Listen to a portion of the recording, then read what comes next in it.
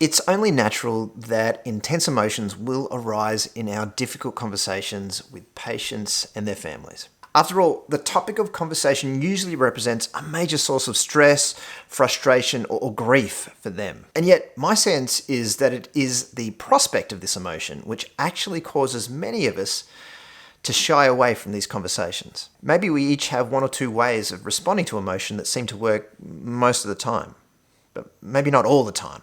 Or perhaps when emotion arises in these conversations, we just ignore it. Maybe we're afraid of emotion because we don't know what to do with it. The irony is that there is good evidence to show that the key element that determines how our patients and their families feel about us after difficult conversations is the way we respond to their emotions. In this video, I want to share with you 6 skills for responding to emotion, corresponding to the acronym NURSE. Depending on the specific situation and the person involved, they will each be more or less useful. The key is to have a few different options so that if one strategy doesn't work, you've got a few options to try something else. Let me show you what I mean. Skill number 1, name the emotion. When we name the emotion, it's useful to consider what is the emotion behind the emotion that we can see. This is especially important if the emotion you can see is anger. You seem angry. Often doesn't go down so well. Angry?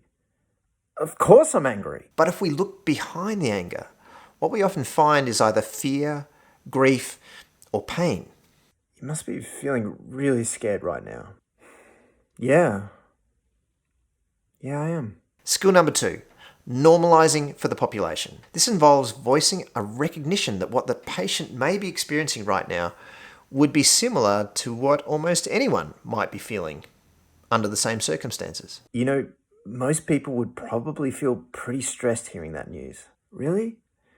So, I'm not weird for feeling this way? Absolutely not. Normalizing increases the psychological safety of the conversation by acknowledging that these emotions are only natural and that the other person is not unusual or defective for feeling them. Skill number 3, understanding the driver. This involves recognizing the circumstances behind the emotion and again frames the emotion as the natural consequence of this. Given what you went through with your son and now with your daughter being unwell as well, I can only imagine how worried you must be feeling right now.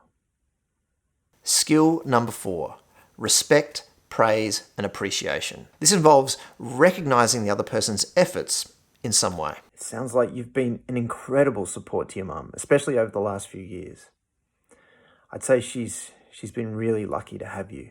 Skill number 5, the supportive statement. This means stating openly that your intentions are aligned with the other person's and that you'll be there for them when they need you.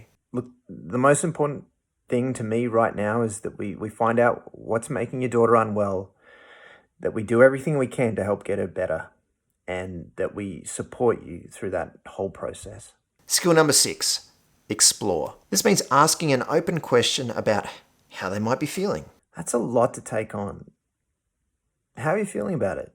Just a tip, I would avoid asking these kinds of questions to overtly angry people. How are you feeling? This often doesn't go down so well. How am I feeling? How do you think I'm feeling? In this kind of situation, you're probably much better off using one of the other skills. One last thing. In the workshops I run, I see a lot of healthcare workers making great use of these skills, but then all their hard work goes to waste because they keep talking.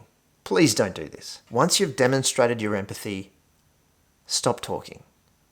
Let silence do its work.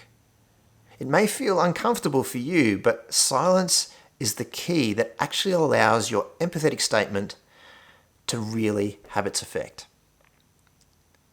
So I hope you liked this video. Absolutely make sure to check out the course this video was taken from and to register for a free trial account which will give you access to selected chapters of the course. If you want to learn how MedMastery can help you become a great clinician, make sure to watch the About MedMastery video. So thanks for watching, and I hope to see you again soon.